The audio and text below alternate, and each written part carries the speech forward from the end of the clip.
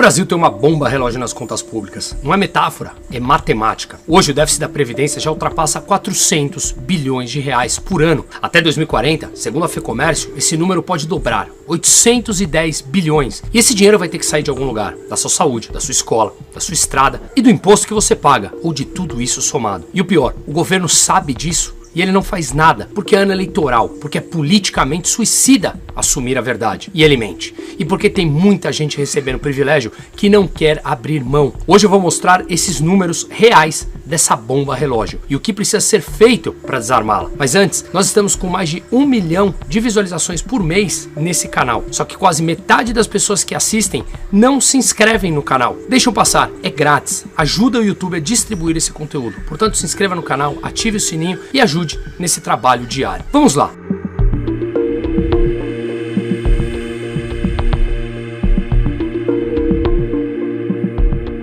A pirâmide que está invertendo. A Previdência brasileira funciona como uma pirâmide. Os trabalhadores de hoje pagam a aposentadoria dos aposentados de hoje. Simples assim. O problema é que essa lógica só funciona quando tem mais jovens do que velhos. E o Brasil está invertendo essa pirâmide de uma forma muito rápida. Em 2000, cada idoso tinha 5,5 trabalhadores pagando pelo seu benefício. Em 2023, esse número caiu para 4,6. Em 2060, será menos de 1,6. Em 2070, 37,8% dos brasileiros terão mais de 60 anos de idade. A taxa de fecundidade no Brasil é de 1,57 filhos por mulher, menos do que a taxa de reposição de 2,1. O número de nascimentos caiu de 3,6 milhões em 2000 para 2,6 milhões em 2022. E a projeção do IBGE é de apenas 1,5 milhão em 2070. A população para de crescer em 2041 e começa a encolher. É matemática, não é pessimismo, é o próprio IBGE, é a matemática demográfica e ela é implacável. Hoje, o déficit total do sistema previdenciário, somando trabalhadores privados, servidores públicos e militares, já chegou a quase 420 bilhões de reais, isso em 2024. Isso equivale a 3,5% do PIB. E as projeções do próprio governo dizem que esse déficit pode chegar a 11,5% do PIB no futuro próximo, quase 4 vezes maior. O passivo atuarial implícito, que são as promessas de benefícios futuros que o sistema não tem como pagar, já ultrapassa 8 trilhões de reais. O resultado prático disso, a Previdência já consome 56% das despesas primárias do governo, mais da metade de tudo que o governo gasta. Não sobra espaço para investimento em infraestrutura, em saúde, em educação, em redução de impostos. O país está travado por uma conta que cresce de forma inevitável e ainda assim ninguém quer discutir soluções de verdade. E vale dizer, a própria, agora ex-ministra Simone Tebet, já disse que no final de 2027 não haverá mais espaço dentro do orçamento, uma vez que todos os gastos obrigatórios demandarão 100% dos gastos para manutenção da máquina pública em 2027, ou seja, não haverá mais espaço para investimento. Isso significa a máquina pública parar. O governo já assumiu isso. Enquanto isso, o governo diz que não tem dinheiro para reformar a Previdência sem aumentar impostos. O Brasil já distribuiu 678 bilhões por ano em isenções e benefícios tributários, quase 700 bilhões de reais por ano. Para ter noção, isso é mais que o déficit previdenciário inteiro, mais do que os gastos com saúde e educação juntos. E quem recebe isso? Setores do agronegócio que declararam 158 bilhões em benefícios, quase 3 vezes mais do que o governo havia previsto. Setor de carnes, 36 bilhões, JBS sempre presente. Adubos, 36 bilhões. Zona Franca de Manaus, 31 bilhões. Refis, 29 bilhões. Setor de eventos, 21 bilhões, mesmo não tendo mais pandemia. E veja, o meu posicionamento é sempre claro a respeito dos impostos. Imposto, para mim, é uma forma coercitiva do governo, que atua como uma máfia, retirar grande parte daquilo que nós produzimos.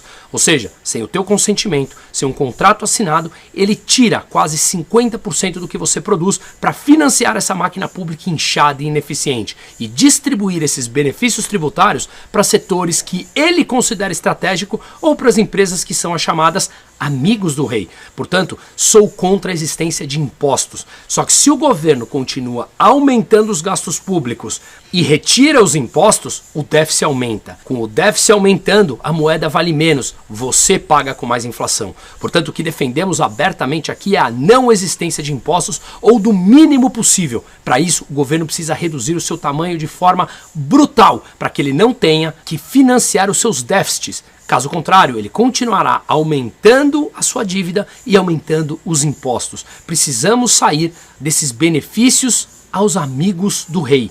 Isso é uma forma parasitária que o Brasil funciona. E esse é o Brasil dos privilégios. O governo diz que não tem dinheiro para reformar a previdência dos trabalhadores, mas tem dinheiro para isentar setores que jamais prestam contas dessas benesses. São sempre os amigos do rei próximos ao governo, principalmente aos governos petistas. Então, o que fazer? Existem soluções. Elas são impopulares, exigem coragem política que raramente existe, mas são necessárias. Eu vou apresentar cada uma delas. Vale lembrar que Javier Milei foi um exemplo disso. E também a notícia importante dessa semana que veio da Argentina, que a pobreza caiu mais de 3 pontos percentuais e está na mínima nos últimos 8 anos. E na campanha ele falou a verdade, que ia doer, que ia piorar antes de melhorar. Tudo isso aconteceu e agora a inflação, que era mais de 300% ao ano, está por volta de 30% ao ano. Ainda muito alta para padrões ocidentais, mas muito menor do que era quando ele assumiu. A pobreza caiu e todos os meses ele produziu superávit, gastou menos do que arrecadou. O Estado lá pesava 38% do PIB. Agora, 2 anos depois de Milei, pesa 31% do PIB. No Brasil, 47% do PIB, segundo dados do Banco Mundial. Portanto, vamos aqui às soluções apresentadas para esse problema, para essa bomba fiscal brasileira. Primeiro, desvinculação dos benefícios previdenciários do salário mínimo. Hoje, toda vez que o salário mínimo sobe acima da inflação, 28 milhões de beneficiários do INSS que recebem o salário mínimo têm um aumento automático. Isso é politicamente simpático e fiscalmente catastrófico. Não corrigir o mínimo acima da inflação e desvincular os benefícios dessa regra automática é uma medida estrutural inevitável. Não existe paralelo no mundo de você corrigir os benefícios tributários acima da inflação.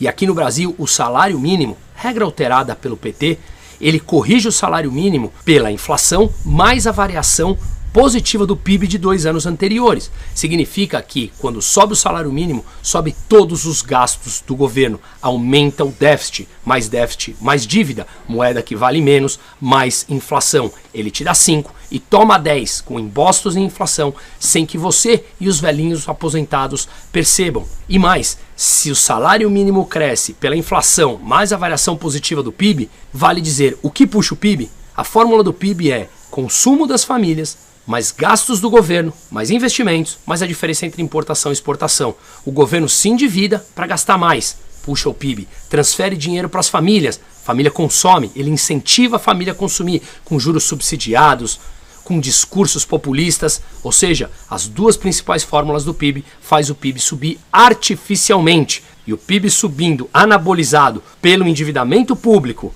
faz com que todo o salário mínimo suba e puxa todos os gastos públicos. Medidas populistas, uma vez que a produtividade no Brasil continua estagnada, segundo o próprio IBGE. Portanto, essa medida ela é inevitável de ser feita, mais cedo ou mais tarde. O segundo ponto, o sistema de capitalização para os novos entrantes. O sistema atual de repartição já não fecha mais matematicamente a conta, e a demografia garantiu que não vai fechar. A transição para o modelo de capitalização, mesmo que parcial e gradual, para novos trabalhadores, gera poupança, reduz pressão futura sobre o Estado e cria recursos para investimento, aquilo que a população precisa no dia a dia. O Brasil pode e deve fazer essa mudança. Um sistema talvez híbrido, no começo mudando entre a capitalização e o atual, com pilar solidário garantido pelo Estado e capitalização individual obrigatória para novos entrantes, para não ser tão duro o discurso no começo. E claro, alguém vai sofrer isso no curto prazo, precisa ser feito aos poucos. Você não pode deixar desamparados velhinhos que necessitam disso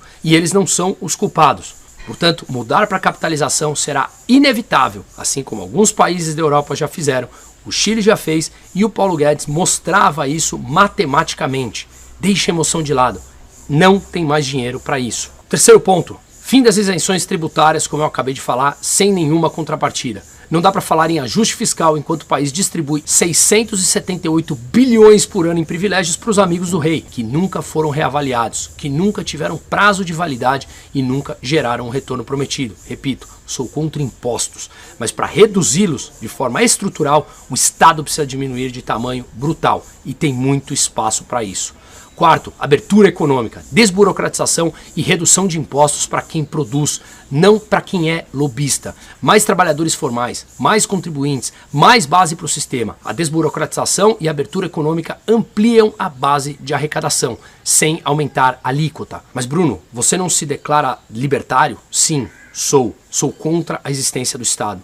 Mas essa mudança ela é feita de forma gradual e não de uma forma rápida. Afinal de contas, você vai deixar desamparado milhões e milhões de brasileiros que dependem do Estado por uma mentira e uma narrativa que foi colocada na cabeça dos brasileiros nos últimos anos. Portanto, essa mudança e essa diminuição do Estado, que hoje pesa 47% do PIB, eu tenho uma proposta para que ele volte a pesar entre 5% e 10% do PIB e a população viveria muito melhor, é algo que deverá ser feito de forma gradual. Portanto, isso é extremamente importante.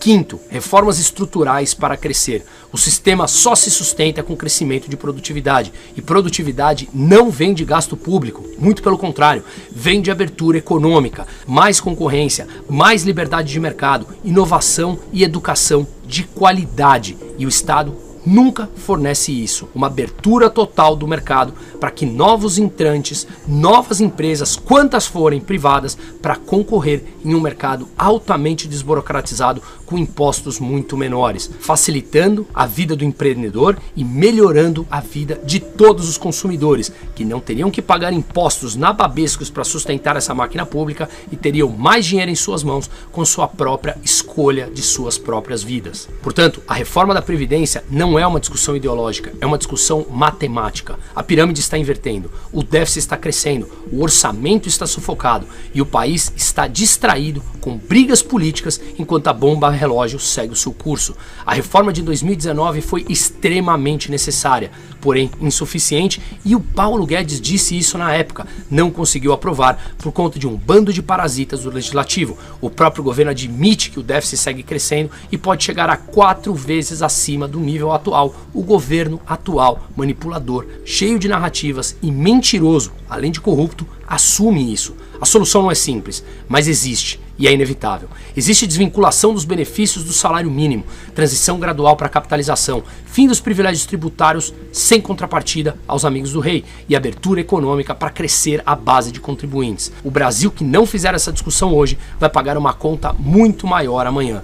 E quem vai pagar são os mais jovens, exatamente aqueles que mais precisam de um sistema previdenciário sustentável no futuro. A matemática não tem partido e ela não espera. Se esse conteúdo faz sentido, compartilha, porque decisões de alocação de capital precisam considerar esse cenário. E é exatamente sobre isso que trabalho na Portfel, que eu deixo o QR Code na tela para falar com a minha equipe e comigo diretamente. Empreender é solucionar problemas. Em um sistema caótico como o brasileiro, as oportunidades existem e elas são muitas. Os preços dos ativos estão na tela dando sopa, uma vez que eles precificam todo o risco, toda a burocracia, toda a dificuldade, toda a falta de previsibilidade que o Brasil vive. Mas é bem provável que tenhamos uma mudança. E muitos dos preços já melhoraram, mas não precificaram total. Portanto, as oportunidades são imensas. Deixa o QR Code na tela, fale comigo diretamente. Vai ser um grande prazer e compartilhe esse vídeo para que mais pessoas reflitam e entendam que a matemática é implacável, a narrativa é mentirosa. E no sistema atual, o político que mais mentir em campanha é favorecido. Afinal de contas, ele promete o impossível, lá na frente pouco importa se ele satisfaz ou cumpre as promessas, uma vez que ele já estará eleito. E não há punição para quem mente e não cumpre. Por isso, o PT se eterniza há 22 anos no poder. Seguimos.